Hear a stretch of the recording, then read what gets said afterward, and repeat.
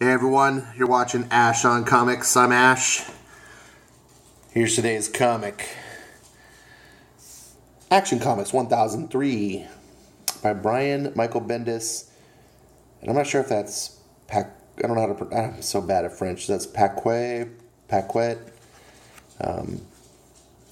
me how to pronounce this if you know how. That is Yannick. I'm going to say Paquet, but I'm sure I'm wrong, so I'm butchering it. Here's a pretty sweet cover. I guess I like it more just because of it reminds me of an old classic Silver Age type, versus the modern stylings. It's not really wowing me, but whatever. I'm babbling already, and I haven't even started. Here we've got the trademark Action Comics starter page here that kind of fill you in what happened last week, except it doesn't actually do that. Superman does. Why doesn't Action Comics do that? So what did happen in last issue of Action Comics? I had actually forgotten, and that's not a good sign. It's further not a good sign because when I finally remembered what happened, I was like, I should have remembered this. Action Comics numero dos, what I'm going to call it, number 2 is 1002, ended with Lois Lane. Remember, he discovers, oh, hey, Lois, you're at I think they were at a carnival. Like, holy shit, what are you doing here? Like, why are you on Earth? And why didn't you tell me? Like, what's going on? Thought we had a happy marriage. It was kind of screwed up ending. You're like, wait, what? Remember this. Remember this ending. Even though apparently Brian wanted you to forget. Because I did forget. So we got Invisible Mafia. I critiqued this storyline so far for Brian wanting to write a Batman story with Superman. I could see that actually as the pitch, and the more I think about this now is like, I want to write a typical Batman story, a Gotham Batman story, except we replace Batman with Superman and Gotham with Metropolis. And it's a mystery. What's going on? Fires. Oh yeah, there's fires going on, and we need Superman to stop them.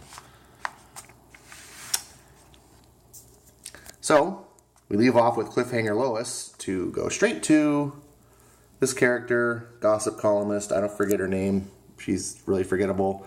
I'm just going to call her gossip columnist. She's on the street. She's looking around. Oh, gotta find this place. Oh, I'm going to this back alley and going to Dragons. All right, it's a seedy place. Now, if you remember what she's after kryptonite. We don't know why, but she's like, I need this because she's doing something with Superman and she's afraid. So apparently just, even a gossip columnist at the the Daily Planet can just get a hold of kryptonite by asking for it. And people who have kryptonite, here's the thing. In a world where Superman exists and kryptonite is super, there's probably not a rarer substance on Earth than kryptonite. Very few. I think Batman has a piece. I don't actually know. Rebirth shook everything up. But last I knew, Batman had a piece. Lex Luthor maybe had a piece. Probably the only existing pieces of kryptonite, depending on the stories. I think there was an era in Superman where kryptonite was all over the place. It didn't make sense. But if you had this, think about this. If you had, in a world where Superman exists and you had kryptonite, how much would that be worth? It'd be priceless, especially if you were some sort of criminal. You just wouldn't part. Batman's not going to part with it. Lex Luthor wouldn't. There's not enough money in the world to get Lex Luthor to part with it. Why would some seedy mafia have kryptonite and just be like, man, here you go? That piece would be worth billions of dollars. I mean, if you wanted to put a price tag on it, billions, maybe trillion. It's unfathomable how much money I think that would be worth, and what people would do to get it. So keep that in mind. I'm in the back. Candy? Okay. Let's take a look at this a second. In reality, just physics. In arm wrestling, this girl would get squashed. I mean, she does lose, but it's just, this is just comical. Like, this is only in comic writer minds and artist minds. Like, does this even... Stupid. Candy? Oh, don't, blah, blah, blah. We go this little banter here. Okay, I gotta read this banter, okay. Yeah, that's me. Hold on. I'm almost done, like she's gonna win. Right you is. Damn it. Hi, Candy. Don't tell me your name, lady. I was gonna make one up, like you. Oh, I didn't make mine up. She gave it to me. The room, please. She gave it? I swear she just read a grocery list and said yogurt, lettuce, pretzels, candy. Still, you got candy. True, could have been a lot worse. Could have been turnip. Shit, never even thought of that. Do you think, honestly, hardened criminals capable enough of getting and holding kryptonite talk like this? Like, this is like an episode of Friends. This is not how hardened criminals... Like, this is silly. And why is this woman giving the boss her name? Oh, she gave it to me. I command everyone, but I don't get to choose my name. I had to let this lady. It doesn't even make sense. Okay, Miss Lady, you've been told the rules. Rules? You know what words to say. You say his name or the name of this, and I'll stick you. And sort it out with her later. I don't care whose niece or mistress you are. Oh man, these are some hard asses. I would be afraid she's gonna stick her. Is that it?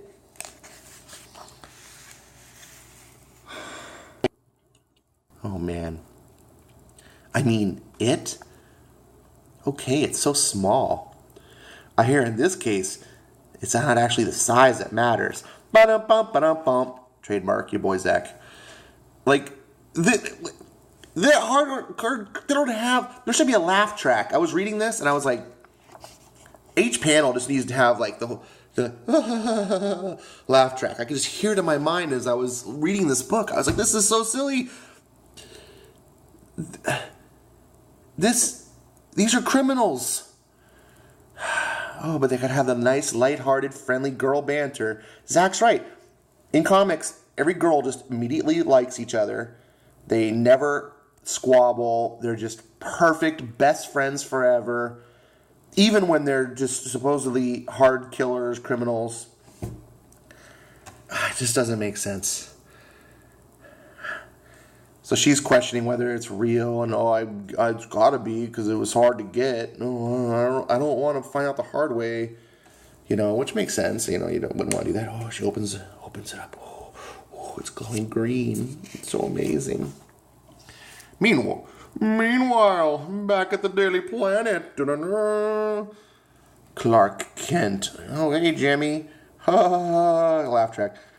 Imagine that. Hear that in your voice. Hear the old, 80s style laugh tracks, like after Three's Company, when Mr. Furley would walk in, or, something. Just snort. Screw you, Snapper. Car. Good morning, Jim. Oh, sorry, Mr. Kent. I was just sleeping at your desk. Blah, blah, blah, blah. You Star Labs nonsense. Blah, blah. Hey, Lois says hi. I'm sad. Lois? This is where I remember. I was like, oh yeah. Oh, shit, yeah. Well, you saw her? I did. Now, you know where she is? Did she... Okay, you as the reader now are like, yeah, what the fuck's going on? What's going on with Lois? It wasn't like you guys were having marital problems or anything. She just whisked away into outer space, and now she's back like some two-timing bitch, and you're like, what the fuck is going on? What's going on? Dizzy. Are you okay? Dizzy, sit down. Okay.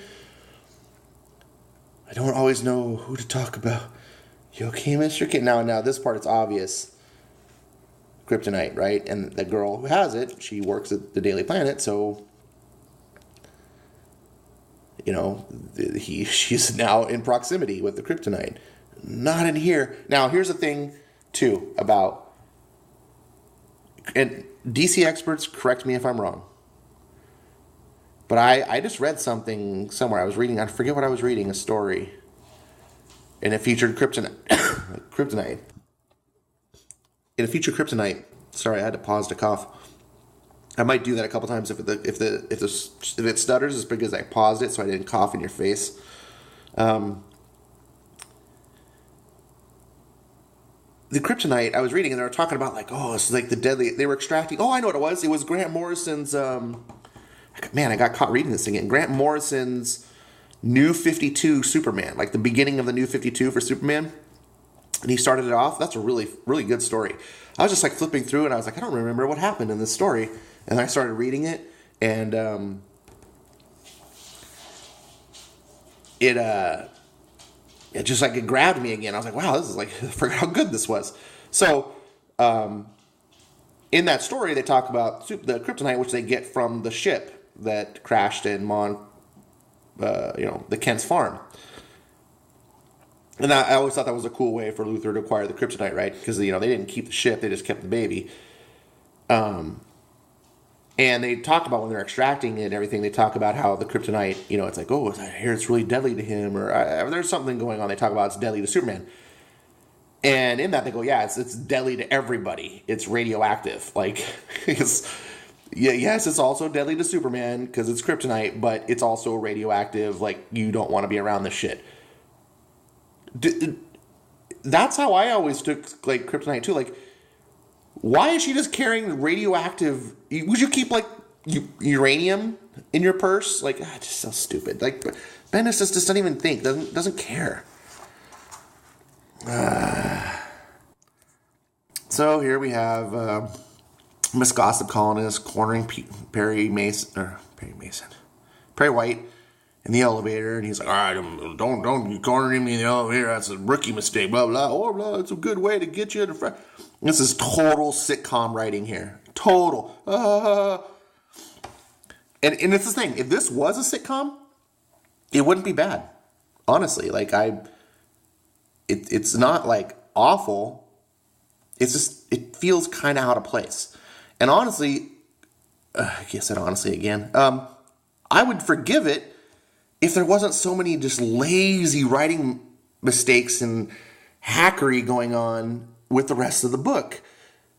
Because I do appreciate some levity in a story, it's great. You can have comical bits or, lighthearted fun when your story is good. But when your story is stupid and then you insert comedy like this, it just highlights the stupidity. It doesn't complement it. I don't know if that makes sense. Let's use Star Wars as an example, the original Star Wars trilogy. The funny bits with C-3PO and R2-D2 quipping at each other, Han making some of his jokes or whatever. Those things roll well because the story plays straight and it's good and it's flawless. You're just gripped into it and you're like, oh, okay, got a little funny, and go move on. But if Star Wars had been like most other movies of that type up until that point, it would have just been a groan fest. You would have been like, oh, God, what are you... Just please let this end. I'm saying, it would just highlight the absurdity. But Star Wars wasn't absurd, so it was able to... I hope I'm kind of setting an analogy that makes sense. And that's kind of how I feel in this book. This would be fun if the book was good and grossing, and I'd be like, oh, cool, some lighthearted Daily Planet stuff. But that's not what's going on. So Bendis is writing this page, and banter, and it's like I said, in a vacuum, it's fine. It's actually kind of well done. Meanwhile, back at Kent's desk, I'm sick. Now, credit where credit's due. I actually was kind of interested in this whole section because I was like, oh shit, Clark Kent is facing kryptonite. And this woman knows that the kryptonite only affects Superman. So like I was like, the identity is about to get revealed. Like it created some tension. And that was well done. Because no one else knows. They can't put two and two together. But she could. So I was like, oh shit, is she going to be on to him? And she's like, not. Everyone else is paying attention to Clark. And she's just looking in her purse. Hold on, Clark. Like, and he's using his x-ray vision. Sees his kryptonite. Oh shit, Then he's like, even says, oh, purse. She's coming, buddy. She's on it. It's like, you're like, oh my God, what's going to happen? And deep down inside, I knew like Clark Kent wasn't going to have his identity exposed. Like everyone wasn't going to figure. Although you never know with Bendis like twisting things all up. But still, there was tension. And credit where credit's due. I'm not here to bash Brian Michael Bendis. I'm buying these books. I'm paying $4 for these books. Because I hope that he succeeds. I want him to give me a good book. I wanted Man of Steel to be good. I rated all first 5 issues good. He raped me with issue 6 in a figurative sense. Superman 1 through 3 has been a joke. It's an editorial laughingstock. I actually blame the editorial staff at DC more for just going to sleep and letting the teenager have the keys of the car and go joyriding. Like, that's what it feels like. This book, parts 1 and 2, started off decently solid. The lowest thing was like, oh, okay, that's a twist. I didn't see that coming. I really want to know what's going on. Keep that in mind, as I said. Oh, Clark, you okay? Oh, what's going on? Oh. Okay, eventually she goes and leaves out of the elevator. He gets better. And this was all decently well done. I had a little burp come out. I don't know if that came across, but sorry. Okay, so he's like, they're calling an ambulance. And he's like, no, I'm okay. And there was a pretty cool little piece of dialogue, like people were grabbing for his tie or whatever. And they're like, no, he really hates it when you grab for his tie. And I was like, that was thoughtful. Like, there's the dichotomy of Brian Michael Bendis. He thinks about things that are seemingly obvious, but I don't really ever see thought about. Such as, like, gotta watch what you say, because he's always listening for it, and I really like that theme that he's introduced. And I don't know if it's possible someone's done it before. There's 1,000 issues. I've never seen it. I appreciate that. I appreciate that, the idea of, like, he keeps his tie really tight, whatever, because he's got his Superman outfit underneath. Like, he's protective, doesn't want anyone. So it comes across like people like, oh, he's really, just sort of like this obsessive compulsive about his tie. No one's putting two and two together. These are thoughtful things. But then he's completely just like, don't even think about kryptonite being radioactive. It's bizarre. Alright, so she's walking down the street, kryptonite, cool, walking around, don't know why Kent was sick, but I'm out of here. Oh, I think I'll take this dark alley. What? My purse? Oh, what the hell's going on? Spider-Man?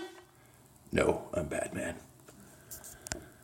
Batman, what are you doing here? Why do you have this?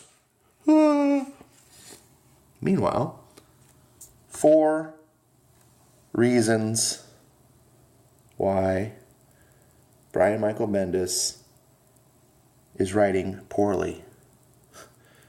Because in addition, remember, he's writing Superman, Action Comics, and 4 other books. I think he just writes this shit on the toilet, to be honest. Okay, so. Where did you get this? That's my terrible Christian Bale voice. How did you know? How did you know I had that? I know where you got it from. I want to hear you say it. Okay, I won't do that anymore. I'm sorry. I try to be funny. I'm not really. So she's like, denying Batman. And this dude scares the most hardened Gotham criminals. The most hardened Gotham criminals. Right? That's the whole purpose of being the Batman, is to instill fear. Tell me where you got it. No. Serious? What? Record scratch. Fine. Swear to me! No. Fine. Oh, God. Oh, it's just fucking stupid. So she literally talks the Batman out of this. Sorry for the sniffle. I'm still a little sick. She's like, oh, well, it's his first story. And that's why I have kryptonite. Underworld business star. This is a Pulitzer. This is technically a weapon of mass destruction. No. Technically, it stops a weapon of mass destruction. Good point. No! Fucking, okay, like, stupid. Batman would not say that. Look like a fucking doofus. Furthermore, Batman, the world's greatest detective, doesn't believe that some gossip columnist has kryptonite for a Pulitzer Prize. Like I said before, it's the rarest substance on the earth. The hardest criminals, people like Lex Luthor, would do anything to obtain this. She would not be able to... If any of you guys, if you're watching this, if you've seen the movie Bright, which I recommend, it's a flawed movie, but lots of really cool potential in there. In that movie, it's a Shadowrun-esque movie, if you get that reference. The idea is that magic has come back into the world, and humanity has revealed, the fantasy races of old have kind of revealed themselves in humanity, where when magic went away, everyone was just humans, but when the magic came back, we realized that some of the humans were actually elves, some of the humans were actually orcs, blah, blah, blah. Takes place in like a near future society, kind of, next year type, modern, semi-modern, but, just 10 years, 20 years in the future. Will Smith is having to ride along with the first orc to be in the police department, because it's a movie. It's about racial division, and it's a very good way to handle political concepts. We get into the whole SJW stuff. You want to be able to handle political ideas like racism.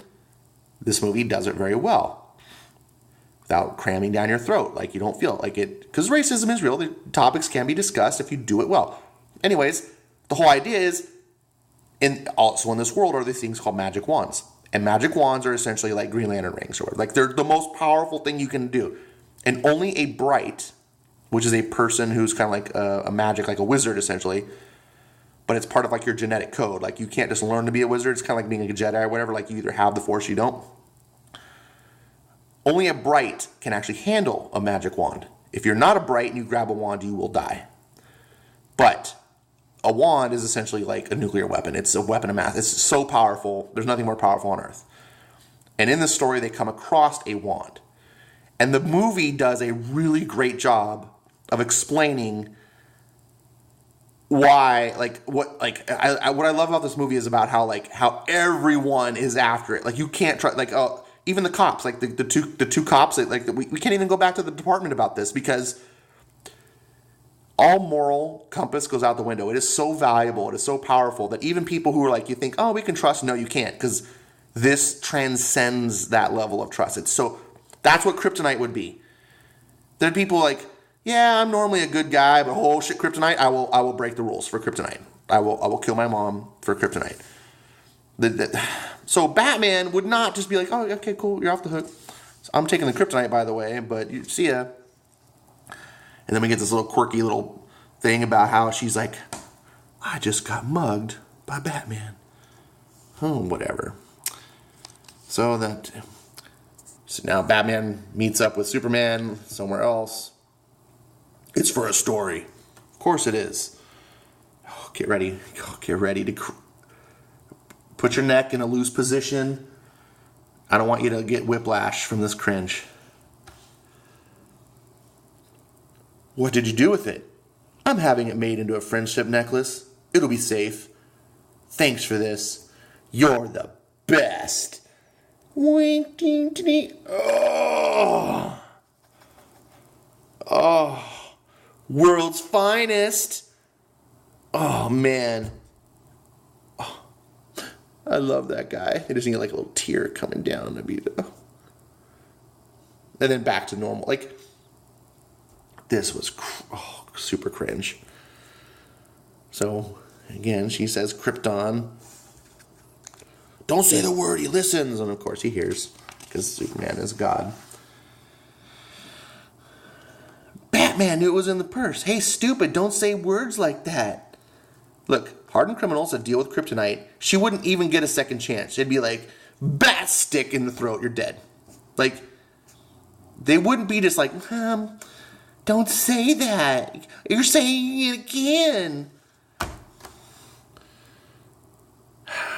How should I know? I'll answer for it. And then another quippy.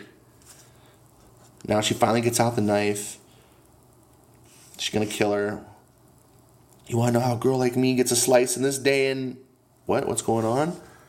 Oh, it's the red cloud kills her. We don't know why. Okay, whatever. She's dead. What just happened here? Hey, Superman shows up out of the blue. I don't know why he's there, but I asked a question. Swear to me. Sorry, I'm being self-indulgent. He was a red cloud. It was a red cloud, sir.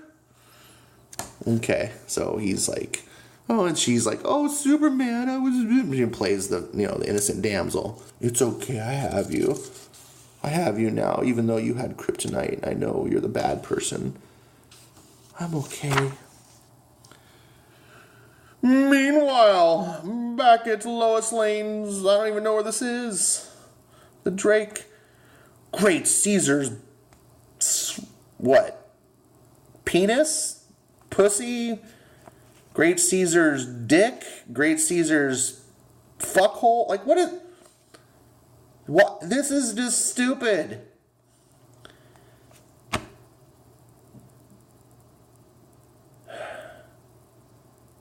Whatever. Sorry. Here's a knock knock bing bong. Great Caesar's. How did you find me? Really? This should be interesting. Oh, I can almost promise you it will be. Hello, Miss Lane. Dun dun dun. Lex Luthor. Witness the Pattern. How to Write Comics by Brian Michael Bendis.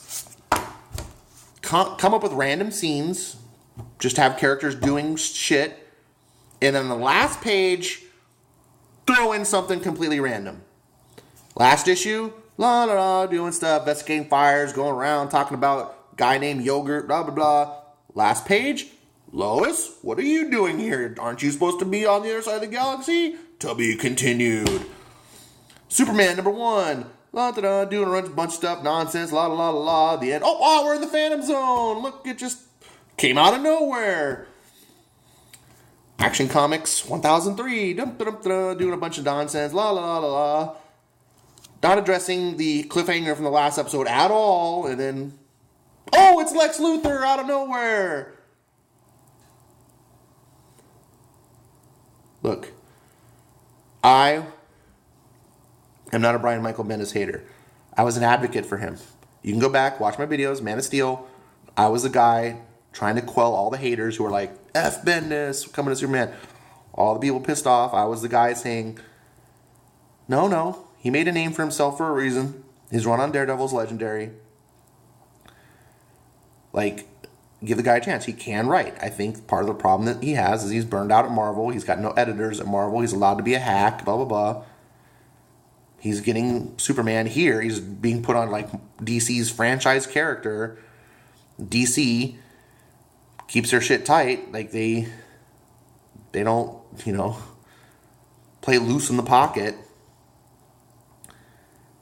I was wrong. I'm not hate. I have to admit, like, nope, the fears were justified. This is not a terrible issue. It's not nearly as unforgiving as Superman right now, because at least there is a plot. At least there is this whole thing going on, even though the kryptonite thing was just, oh, throw some kryptonite in there. And then Batman will come in. It'll be a good excuse to have Batman guest star and take the kryptonite away. But honestly, this is amateur hour. And Bendis is no amateur, so what that means is this is just hack. This is just him phoning shit in and just doing formulaic nonsense. I know this review's long. It's about 30 minutes. You give me a lot of patience. I hope, though, that I've clearly illustrated the problems, right? There are some good things. Like the art's growing on me. I don't think this... For this big... Ooh, cough stutter again. For this big whole, event, essentially. Brian Michael Bendis coming Superman is an event. I would think that they would have the top tier artists. I mean, it's just decent art. It's hack storytelling. It's really sad. It's sad because it should... And I think I also point out the problem. He's got 4 Bendis books to 2 DC books. He cares more about his stuff. And DC's letting him. That is a problem. And my bet is that he's under contract. I bet that to get over to DC, Bendis, being probably savvy in the industry, signed a contract that protected him in many ways. That guaranteed him so many books. I'm no expert in the industry, and if you are an expert and you're listening and be like, please correct me if I'm wrong, but I'm not pretending to be an expert. This is just me guessing. I'm guessing that he has something in his contract saying he gets at least 12 issues or 2 years or something to do what he wants. Gets, a limited amount of editorial, gets full say on. I mean, there's clearly are some things. We do know that he gets full say on Superman. So DC did cave to some of his demands. I don't think DC can correct this. This is the problem. I don't think DC actually has the legal power to step in and intervene and be like, whoa, this has got to stop. So while fans are complaining about Superman and going, what the hell, how are you doing? It's DC's name that's getting tarnished because it looks to fans like DC is just being like, whatever, we support shit Bendis on our books. But I don't think that's what's happening. I think they're just like, oh, this was not good. It's kind of like with Marvel with the X-Men and Fantastic Four being at Fox and just like unable to get it back and watching shit show after shit show. It wasn't like Marvel was like, yay, that's what we want. They're just like, what have we done? That's my belief. So, all right. To close up, this is the worst of the Action Comics so far. 1 and 2 were actually pretty decent. So I'm not going to crucify the series off of one bad book. I kind of am being prejudicial because of history, but I'm also trying to give credit where credit's due. There was some good things about the book that I tried to point out where I could. Thank you for watching. Please leave comments below. My Superman reviews are the only ones mostly that ever seem to get thumbs down. If you're thumbing down my Superman reviews, okay, just tell me why. That's all. I want to do better. I'm not trying to beat up on your boy if you're a big Bendis fan. I truly think I'm being fair to critique. And I'm also really wanting to like the guy. Like I said, I'm not being a hater. So if you're just like, F you, Ash, you're Bendis hate. That's not really us. I'm not. But I'm not wearing rose-colored glasses either just because I'm a Bendis fanboy. I want him to succeed. I know he can succeed. He's taking advantage of a situation. So that's my thought. Tell me if I'm wrong, but if you're going to thumb it down, please just say why. Don't just thumb down and leave. All right, thanks for watching. I really appreciate each and every view, each and every comment. You guys have a great day. Bye.